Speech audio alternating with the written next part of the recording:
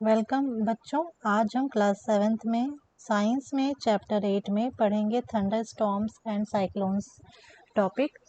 और अभी आज हम इस क्लास में सिर्फ थंडर स्टॉर्म्स के बारे में पढ़ेंगे। नेक्स्ट क्लास में हम साइक्लोन्स के बारे में पढ़ेंगे, ठीक है। थंडर स्टॉर्म्स क्या होते हैं? थंडर स्टॉर्म्स बेसिकली जो है उन एरियाज़ में डेवलप होते हैं जो एरियाज़ हॉट होते हैं और ह्यूमिड होते हैं, ठीक है। मतलब गर्म होते हैं और मॉइस्चर उनमें ज़्यादा रहता है, ठीक है। तो उस एरियाज़ में थंडर स्टॉर्म्स डेवलप होते हैं और ऐसे एरियाज़ स्पेशली जैसे हमारा इंडिया हो गया, ठीक है। तो यहाँ पे अक्सर ये आप देखेंगे बिजली कड़कती है, बिजली और उसकी जो आवाज़ होती है गड़गड़ाहट की, उन दोनों को मिला के हम थंडर स्टॉर्म कहते हैं, ठीक है। अब ये थंडर स्टॉर्म्स प्रोड्यूस कैसे होते हैं? जब तापमान बढ़ता है, टेम्परेचर बढ़ता है, तो उससे क्या होता है कि जो विंड्स होती हैं ना, वो बहुत ज़्यादा स्ट्रांग होती जाती हैं, ऊपर की तरफ राइज करती हैं। जैसे जैसे विंड्स जो है ऊपर की तरफ उठती हैं, वो उतनी ही ज़्यादा स्ट्रांग होती जाती हैं, ठीक है। और जब ये स्ट्रांग विंड्स ऊपर की तरफ उठती हैं, ठीक है, ऊपर की तरफ राइज करती हैं, तब वो अपने साथ में बहुत सारे वाटर ड्रॉपलेट्स को भी कैरी करती हैं, ठीक है। अब ये वाटर ड्रॉपलेट्स जैसे जैसे ऊंचाई पे पहुंचते हैं, वैसे वैसे जो है वो फ्रीज होना शुरू करते हैं। आप लोग देखे होंगे कि कोई जैसे जैसे हम ऊपर की तरफ बढ़ते हैं तो तापमान कम होता है, टेम्परेचर कम होता है। कोई पहाड़ ले लीजिए, ठीक है, पहाड़ के नीचे के हिस्से हरे हरे होते हैं क्योंकि वहाँ पे तापमान ज़्यादा होता है। पर जैसे जैसे हम पहाड़ पे ऊपर चढ़ते जाते हैं बहुत ऊंचाई पे, फिर वहाँ पे स्नो जम जाती है, ठीक है। क्योंकि हमेशा ऊंचे हाइट पे ऊपर बढ़ते बढ़ते क्या होता है कि टेम्परेचर कम होता है, ठीक है। तो ठीक ऐसे ही जब विंड जो है ऊपर की तरफ उठती है, तो जो वाटर वेपर, वाटर ड्रॉपलेट्स अपने साथ लेके ऊपर कैरी करके ले जा रही है, वो जब एकदम ऊंचाई पे पहुंचते हैं तो वहाँ पे वो फ्रीज होना शुरू हो जाते हैं, ठीक है। और फ्रीज होने के बाद वो फिर नीचे गिरने लगते हैं, ठीक है। अब जब ये वाटर ड्रॉपलेट्स फ्रीज होके नीचे गिरते हैं, तो और वो जो एयर है वो ऊपर की ओर उठ रही है, वाटर ड्रॉपलेट्स नीचे गिरते हैं, तो एक तरह से वाटर ड्रॉपलेट्स जब वहाँ ऊपर फ्रीज होते हैं तो एक तरह से फॉग जैसा बन जाता है, ठीक है, ऊपर। और यही फॉग जो है, जब बहुत सारे वाटर ड्रॉपलेट्स इकट्ठा होते हैं तो यही फॉग कन्वर्ट हो जाता है क्लाउड्स में, ठीक है। और इसी क्लाउड्स में, क्लाउड्स जो होते हैं, इनके क्लाउड्स जो है इनके ऊपर जो है इतना लो टेम्परेचर होता है कि जो ये वाटर ड्रॉपलेट्स हैं वो फ्रीज होकर क्रिस्टल्स बन जाते हैं, ठीक है। और ये क्रिस्टल्स जब धीरे धीरे नीचे गिरते हैं तो कुछ बड़े वाटर ड्रॉपलेट्स और छोटे वाटर ड्रॉपलेट्स में कन्वर्ट हो जाते हैं।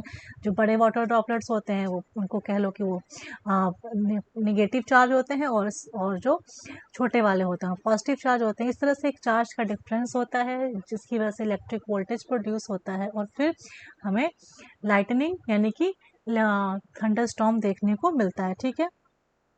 तो इन्हीं वाटर ड्रॉपलेट्स के फ्रीज होके फॉल होने की वजह से जो है लाइटनिंग और साउंड प्रोड्यूस होती है, और इस लाइटनिंग और साउंड जब ये प्रोड्यूस होती है तो इस फेनोमेना को हम थंडर स्टॉर्म कहते हैं।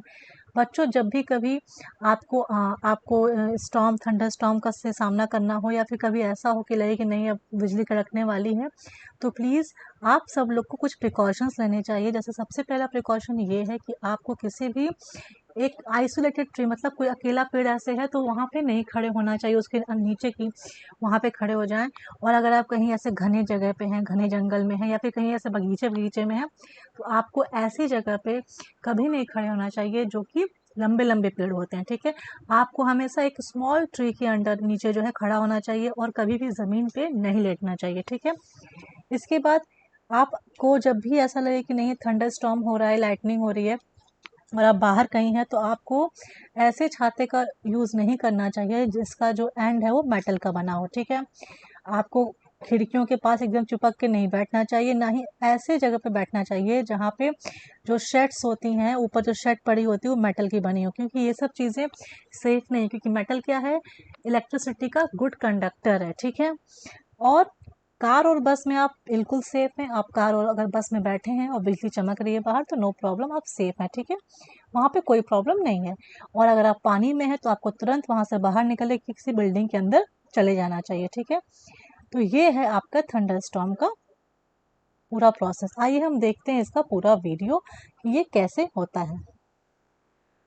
अब जैसा कि आप देख रहे हैं ये बारिश हो रही है, ठीक है। अब बारिश के समय क्या होता है कि सबसे पहले जितने भी वाटर ड्रॉपलेट्स हैं, ठीक है, हमारे और मतलब वाटर बॉडीज से वो इवापोरेट होके विंड के साथ देखिए ऊपर की तरफ मूव कर रहे हैं, ठीक है। और हमें पता है कि जब भी कोई चीज़ ऊपर जाती है तापमान घटता है। जैसे आप इस माउंटेन को देख सकते हैं ना, इस माउंटेन के बेस पे क्या है, हरा हरा है, पर ऊपर की तरफ क्या है, बर्फ है। क्यों बर्फ है? क्योंकि तापमान कम होता है।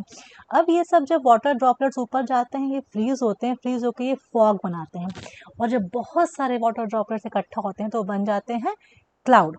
ऐसे बहुत सारे क्लाउड बनते हैं, लेकिन आपको लाइटनिंग और थंडर प्रोड्यूस करने के लिए एक बड़ा सा क्लाउड चाहिए, ठीक है, जिसका साइज खूब बड़ा हो, तभी इतनी ज़्यादा लाइटनिंग और थंडर प्रोड्यूस हो सकती है। ऐसे क्लाउड को क्यूमुलस क्लाउड्स कहते हैं, ठीक है, जो बहुत बड़े होते हैं साइज में, और इनके टॉप पे ना तापमान टेम्परेचर बहुत ज़्यादा कम होता है। इतना कम होता है कि जो आपके वाटर ड्रॉपलेट्स हैं फ्रीज होकर क्रिस्टल बन जाते हैं, ठीक है। अब ये जब क्रिस्टल्स जो हैं ये जब नीचे की तरफ आते हैं, गिरते हैं, तो क्या होता है, ये सेपरेट हो जाते हैं, कुछ बड़े क्रिस्टल्स में, कुछ छोटे क्रिस्टल्स में। और आप देखिए जब ये वाटर ड्रॉपलेट्स नीचे की तरफ गिर रहे हैं तो देखिए क्लाउड का शेप भी चेंज हो गया ना, ऐसे उल्टा मशरूम जैसा बन गया, क्योंकि नीचे का वेट ज़्यादा हो गया वाटर ड्रॉपलेट्स गिरने की वजह से, ठीक है। अब क्या होता है कि जब ये वाटर ड्रॉपलेट्स गिरते हैं तो जो बड़े बड़े वाटर ड्रॉपलेट्स होते हैं इसे क्या वो कैरी करते हैं, मान लेते हैं माइनस चार्ज, ठीक है, और छोटे वाटर ड्रॉपलेट्स कैरी करते हैं, हम मान लेते हैं पॉजिटिव चार्ज। अब जो बड़े वाले वाटर ड्रॉपलेट्स हैं वो जल्दी नीचे गिरेंगे और छोटे वाले धीरे धीरे गिरते हैं, तो क्या होता है, दोनों चार्जेस के बीच में एक डिस्टेंस क्रिएट हो जाती है, और एक वोल्टेज का डिफरेंस क्रिएट होता है, प्लस और माइनस का, और इससे प्रोड्यूस होती है इलेक्ट्रिक, इससे इसकी वजह से इलेक्ट्रिक वोल्टेज बनता है, और फिर फाइनली हमें बिजली चमकती हुई दिखाई देती है, ठीक है, समझ में आ गया। आप छोटी सी बिजली अपने घर में भी बना सकते हैं, जैसा कि अभी इस एक्सपेरिमेंट में दिखाया जाएगा। एक अंधेरे कमरे में आप एक स्वेटर लीजिए और उस पर खूब ज़ोर ज़ोर से ऐसे बलून को आप जब रब करेंगे, रगड़ेंगे, तो आप पाएंगे कि आपको छोटी छोटी बिजली दिखाई देगी। अंधेरे कमरे में करना है ये। तो हम देखिए एक सिंपल बलून को रब करने से हम एक छोटी सी इलेक्ट्रिक वोल्टेज प्रोड्यूस करके छोटा सा लाइटनिंग इफेक्ट प्रोड्यूस कर सकते हैं। तो इतने बड़े लाइटनिंग इफेक्ट को प्रोड्यूस करने के लिए ऑफ कोर्स बड़ा सा बादल और बड़े से बहुत ज़्यादा ड्रॉपलेट्स चाहिए होंगे, और जब आप इस अपने बलून को अपने कपड़े पर रब करेंगे तो चिटचिट की आवाज़ आएगी, ठीक है।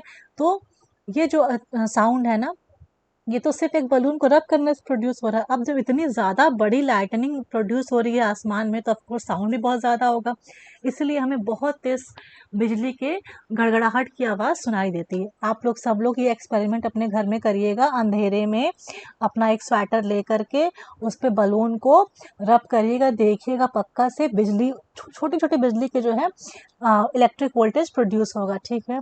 अब देखिए जब इलेक्ट्रिक वोल्टेज प्रोड्यूस होता है तो क्या होता है कि हमें बिजली पहले दिखाई देती चमकते हुए, उसकी आवाज़ बाद में आती है। क्यों? क्योंकि लाइट की स्पीड ज़्यादा होती है साउंड से। अब और लाइट साउंड से फास्टर ट्रेवल करती है, ठीक है, इसलिए अब जब भी बिजली चमके हमें किसी लंबे पेड़ के नीचे, बड़े पेड़ के नीचे नहीं खड़े होना, हमें छोटे पेड़ के नीचे खड़े होना चाहिए, और कोशिश करनी चाहिए कि हम किसी ओपन एरिया में ना खड़े हों, और पानी में तो बिल्कुल भी हमें नहीं रहना चाहिए, क्योंकि पानी क्या होता है, very good conductor of electricity, ठीक है। तो इस तरह से बच्चों आप ये देख सकते हैं कि जो थंडर स्टॉर्म्स होते हैं वो कैसे प्रोड्यूस होते हैं, ठीक है। Thank you.